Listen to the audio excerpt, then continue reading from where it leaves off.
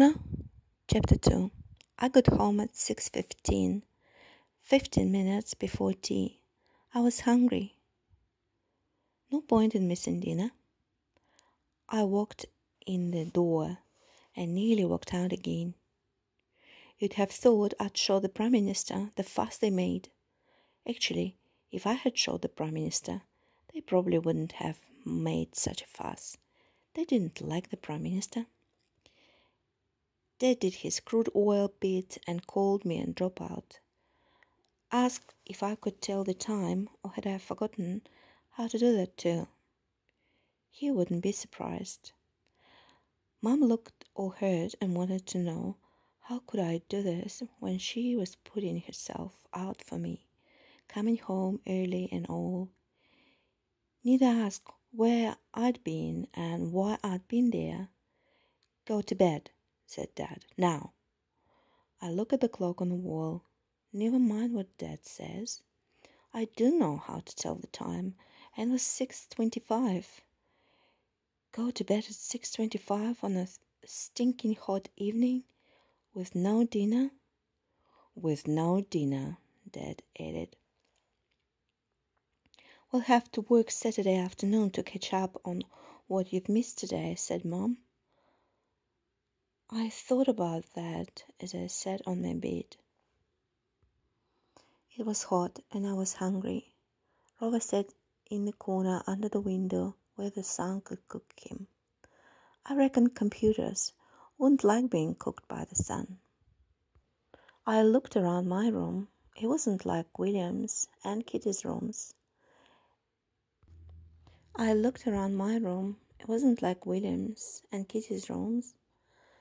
They had things stuck all over the walls and had books on the shelves. Kitty had her sound system and William had his telescope. I couldn't have cars, so I had nothing, just my radio that I kept tuned to the FM station. Nobody else in our house listened to FM. My stomach hurt. It growled like a turbocharged engine. Bummer, if I had any money, I'd go and get a hamburger or something. Instead, I climbed out the window and raided the garden. 2 tomatoes and a bunch of carrots, but I was still hungry. Saturday loomed in front of me like a big black wall, waiting to fall on me and crush the life out of me. I hated it. All the study. Why did I do it? Why? Not a dumb question, but I'd never stopped to think about it before. And the answer was obvious, because I wanted them to like me. They liked Kitty and William, were proud of them, in fact. I threw a rotten tomato over the fence, aiming at the neighbor's garden gnome. Got him right on the nose. Face it, Greg, they can't stand you. I didn't mind too much about Dad not liking me. I wasn't too keen on him either, so that was fair enough. It would have been kind of nice if Mom liked me, though. I shrugged. Too bad. No hope of that. They haven't perfected brain transplants yet. So there was nothing to lose. I might as well do the stuff at school that I wanted to do. Car maintenance for a start. That'd kill me. No, they wouldn't. They would shout and yell. They'd send me to my room without any dinner, but they wouldn't kill me. I thought about that. Then I thought some more. I could get a job. If I got a job, I'd have money for food. Money to pay for the car maintenance course. It cost $70, I knew, because I asked last year. Yeah, I needed a job. What would they say about that? You can't study properly if you have to work. That was the short version.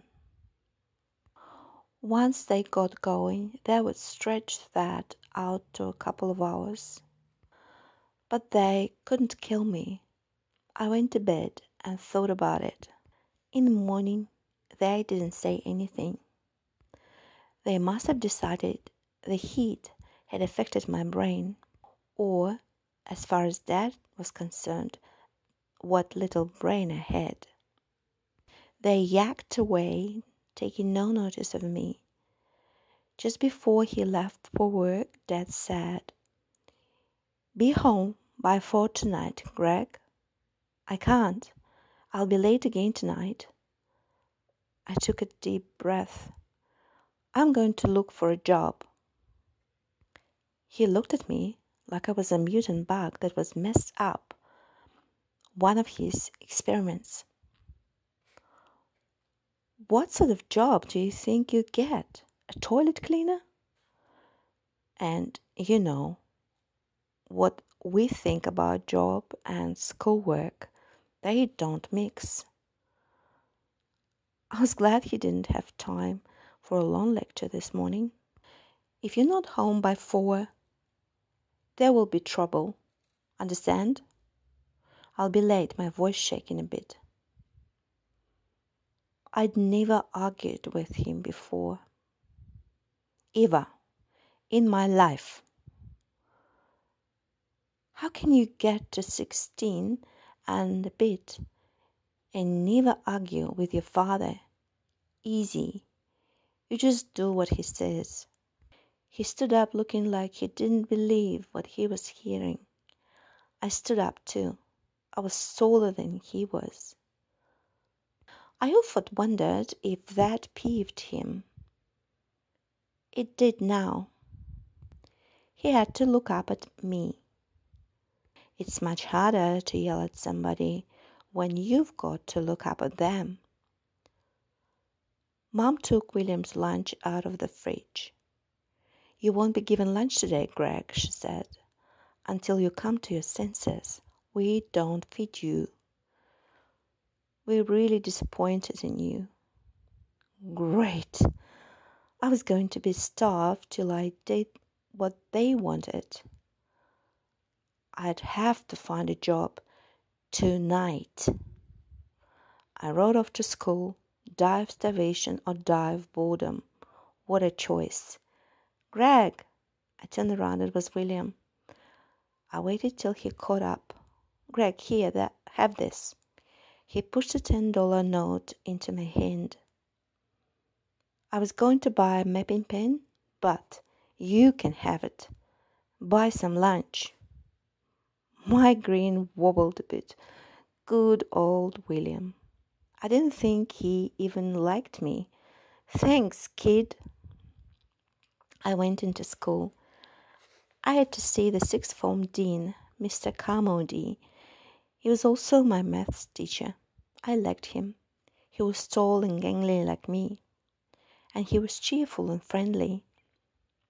Dad couldn't stand him, which was another reason I liked him. He told Dad I shouldn't do school certificate maths. Dad didn't like being told anything. "Can I see you, sir?" I asked. "You see me, Greg? You see me?" he said, his eyes sort of twinkling. I said I meant could I talk to him sometime when he didn't have a class. I could do without some dumb fourth form listening to what I said. "Come to my office, period 3. I sat through English. We were doing a novel, the same one I'd done last year. It was okay to read as a book, but I was sick of pulling it to bits and writing things about it. And then Mom would do it all again tonight. No, she wouldn't. I was quitting, remember? I cheered up and drew a Ferrari Testarossa on my folder. Science next. Photosynthesis. I drew a pattern of mag wells around the edge of the paper. Period 3, I knocked on Mr. Carmody's door. "Come in, Greg. Sit down. Now, what can I do for you?" You want some help with your maths?" I shuddered. No, sir. I want to quit it, actually. I want to go into sixth form. I told him the subjects I wanted to do. He listened, and then he said, "Sounds reasonable." Just as I was starting to breathe again, he said, "Why, Greg?" Damn. I didn't want to go into that. So I gave him the short version. "I'm bored. Repeating everything is driving me crazy. I won't do much better anyway. I want to work with cars." Mr. Comedy leaned back in his chair, looked hard at me and said, He tapped his teeth with his pen, then nodded. "Okay." He clacked a few keys on the computer. Yeah, no problem. Okay." He pressed a few more keys and it started printing out my new timetable. "Easy." Then he said, "So, what do your parents think about this, Greg?" Hell and damn, I thought about lying. No, this was my life, not theirs. I'd do it my way. "I haven't told them," I admitted. "I see," he said. He probably did too. He knew my father quite well. "All right. You're old enough to make up your own mind. I'll support you if need be." He tilted his head and gave me a funny sort of smile. "You might find your father respects you a bit more if you stand up for yourself." I couldn't see it myself, but I smiled politely. Leaving his office, I looked at my new timetable. I had car maintenance now. Good. I'd go and ask Mr. Shepherd if I could pay when I got a job. He was a round little man, full of bounce and smiles. He reminded me of a gnome in the next-door garden at home. "I'd have to give you a time limit, Greg," he said. He told me.